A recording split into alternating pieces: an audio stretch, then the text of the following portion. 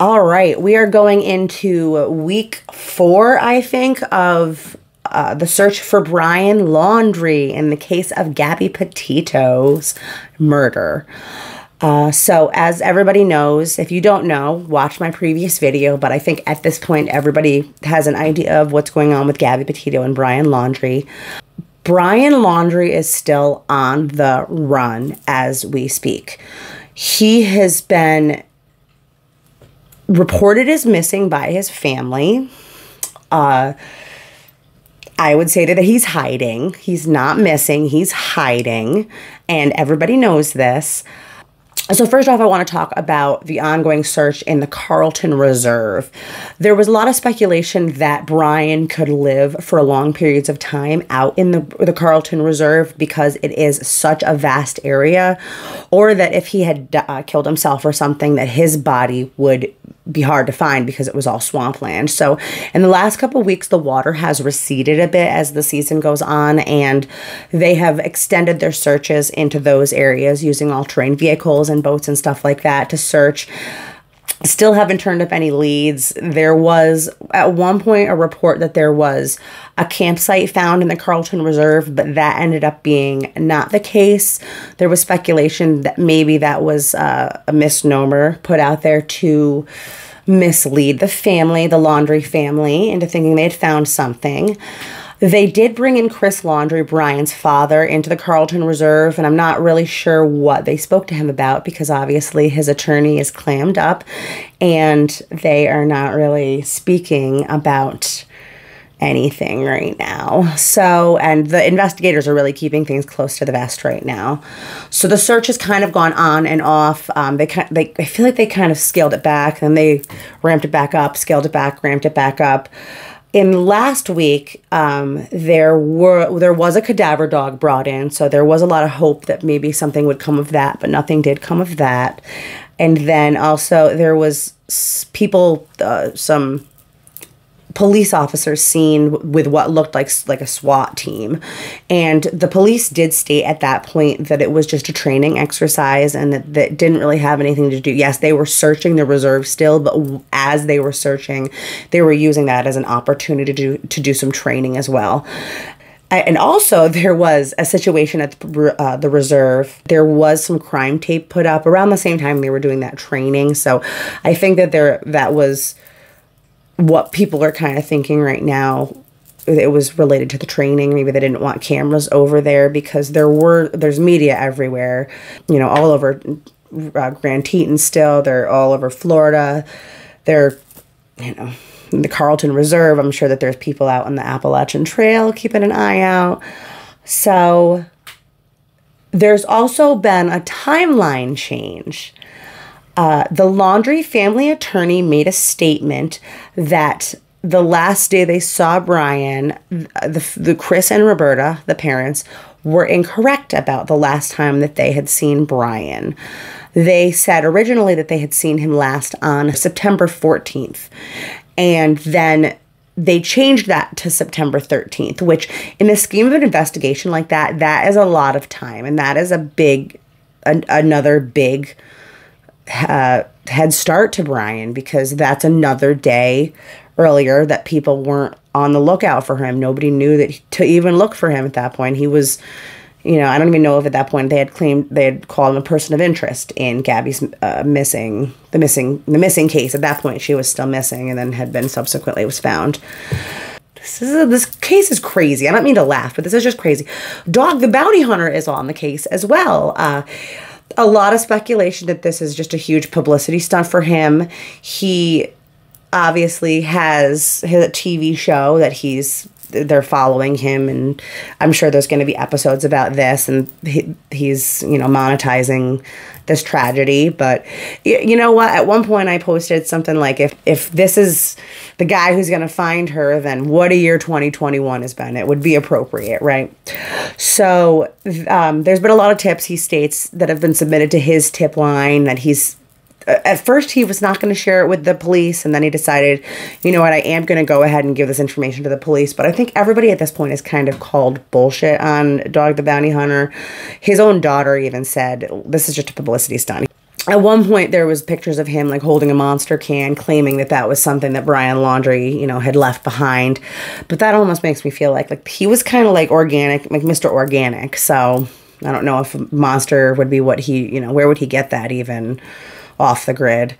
So then also there was an airplane banner that flew over the search area, I think where Dog the Bounty Hunter had been, stating that, like, aloha, Brian, from Dog, which Dog then claimed he didn't hire that plane to fly, but okay. Okay, Dog, the Bounty Hunter. Credible source. A cause of death has been released, as you probably know, by the Teton, Wyoming coroner. Originally, they just released the fact that it was a homicide when they released the initial findings, and then they also gave a little bit more information in a subsequent press conference stating that it was a death by manual strangulation. So I've heard the coroner and other people speak, and they stated that it takes about 4 minutes to strangle someone, to kill them. Because first, you know, obviously you got them in a chokehold and they pass out first. The loss of oxygen, pass out. You have to continue to hold and break bones within their neck to strangle them to death. It's a very violent act. It's, you know, you can put someone out, you can put someone in a sleeper, choke them out, and that's not at all what happened. Gabby had a very painful, terrifying death at the hands of the man that she loved, most likely, probably, definitely. So other things that came out recently about this case. So Brian Laundrie returned home on August 17th after the fight that was captured on body camera to empty a storage unit. So Cassie had stated, I believe it was Cassie stated, that he returned home. She was actually the one that revealed this to the media, that he flew home on August 17th for a few days, and the goal was to empty a storage unit so that they could save money to extend their road trip. And supposedly during that time, Cassie had seen Brian FaceTiming with Gabby and she talked to her kids, so Cassie's kids. So supposedly they were getting along at that point, but then again, who can believe anything that this frickin' family says? There was also a family camping trip at Fort DeSoto that nobody knew about until internet sleuths realized this, and photos started coming out and people started looking through their old footage of their vacations and see Brian Laundrie in the background of a photo.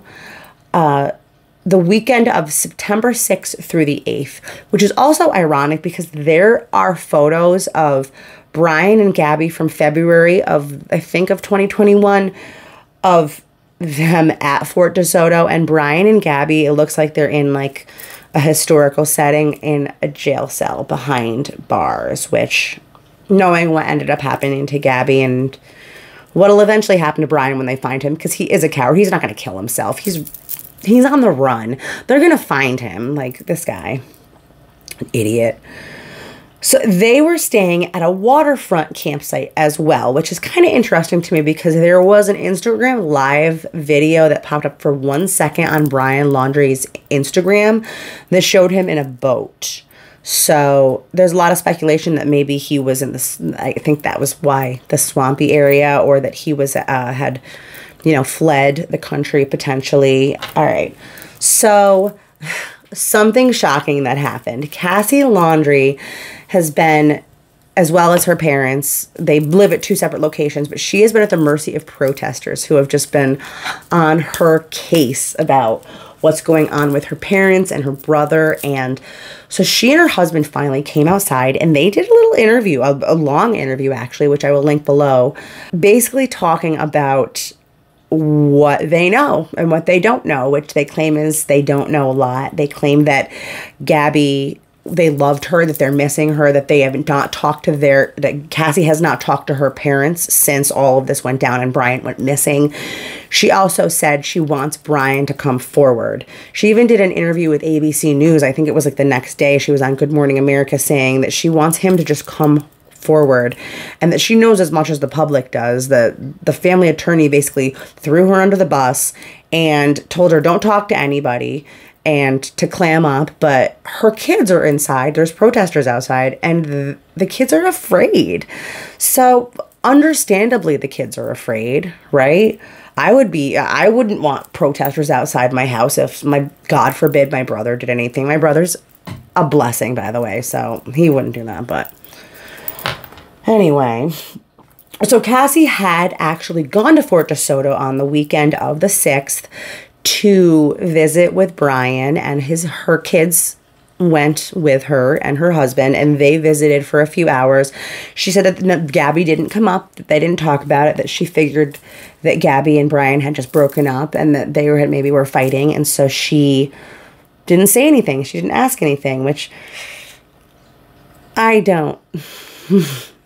I think that if it was me and I was at a campsite and my mom had rented a campsite and my brother was there and my sister-in-law's not there, I'm going to say, where is Alicia? Where is she? Why is she not here?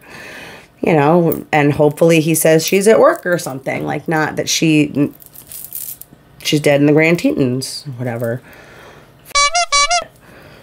So Brian Laundrie sightings. There have been sightings of Brian Laundrie. So first in northern Florida, there is a lot of suspicion, obviously, because of the Fort DeSoto trip. But then there was also some sightings in Alabama and then along the panhandle of Florida. I don't think that any of those have come to fruition, and none of them obviously have come to fruition. But there was a camera, like a deer camera for hunters, and trail cam, I guess you would call it, maybe. And there was someone seen on that was maybe suspected to be Brian, but it wasn't Brian. The person who it was did come forward. So crazy, because I was zoomed all in on my phone looking at their Instagram photos, and I'm like, yeah, that backpack looks exactly like the backpack. Like, his shirt, look at this shirt matches. I'm like calculating in my head where this girl's at. Ooh, so this was before she was found, obviously. So then there is speculation that maybe he's on the Appalachian Trail. So Brian and Gabby had spent a lot of time hiking the Appalachian Trail, and Brian specifically had spent a few months living on the Appalachian Trail, hiking, living, camping, living off the land. So he has a pretty extensive survival knowledge. I think he's not a novice, but he's not an expert. He's kind of somewhere in between. So there's been some doubt brought up that he could even stay on the lam and live off the land this long. There's a lot of speculation that his parents are probably, or somebody is probably helping him or financing him being on the run, because he's not that great of a survivalist that he would, be able to survive this long without being spotted. There was a potential sighting of Brian. A hiker had seen him. It was late at night, and the hiker was in his car, and someone else had pulled up in a vehicle and was asking how to get to California using all back roads, because they had just gotten a call from their girlfriend who they were in a fight with and wanted to go get them from California using all back roads. So that is a pretty sketchy situation, but there's been no confirmation that obviously that was him, and just the fact that the guy says that the other guy was in a car. I don't know if Brian would be seen driving a vehicle. Then in the last few days, there's also been some people stating that they've sightings in the Bahamas and Mexico. So one thing is that supposedly Brian's passport is missing, I guess. The family won't say whether they have it or not.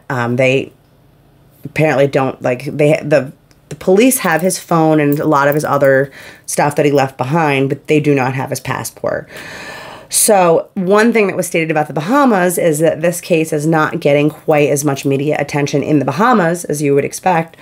So that he would be able to kind of pass himself off. And there are ferries that go from Fort Lauderdale every single day to the Bahamas. So if he were to have gotten on one of those ferries even beforehand using maybe a fake identification. I don't know what kind of identification you need to get onto the ferry. I'm sure you need a passport to get into the Bahamas.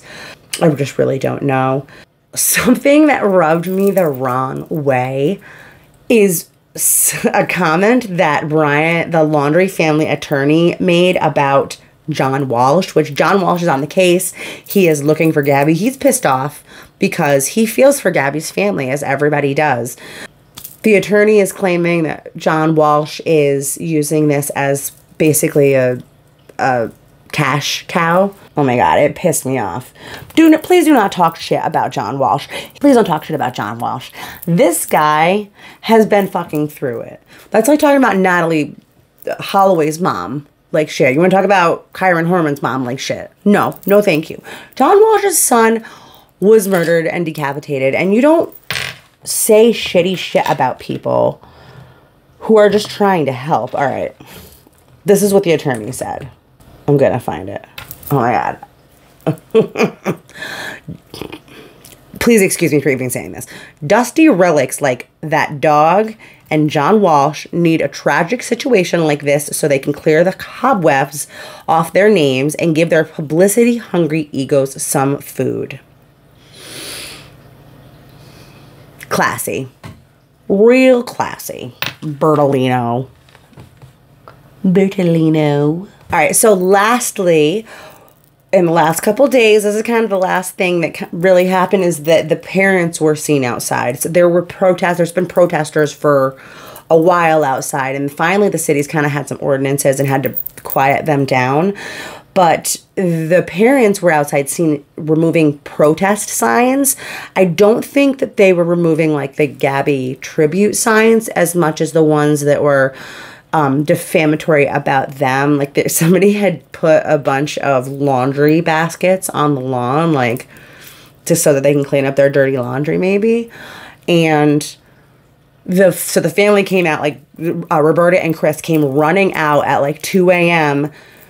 to collect all, that's nice, to collect all of these laundry baskets. And obviously people were out there. News Nation Now, whatever it is, have had Brian Enton just like posted up, following them everywhere. He caught the father getting in his truck at like 4:30 a.m., going to the gas station to get gas to put in the lawnmower, because this guy had loved his lawn and he hasn't been able to take care of it because of the protesters. So at like 5 a.m.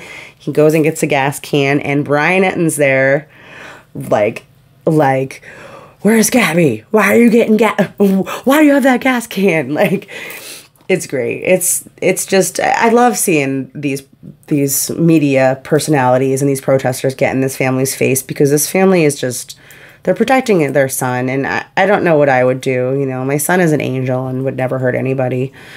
Knock on wood.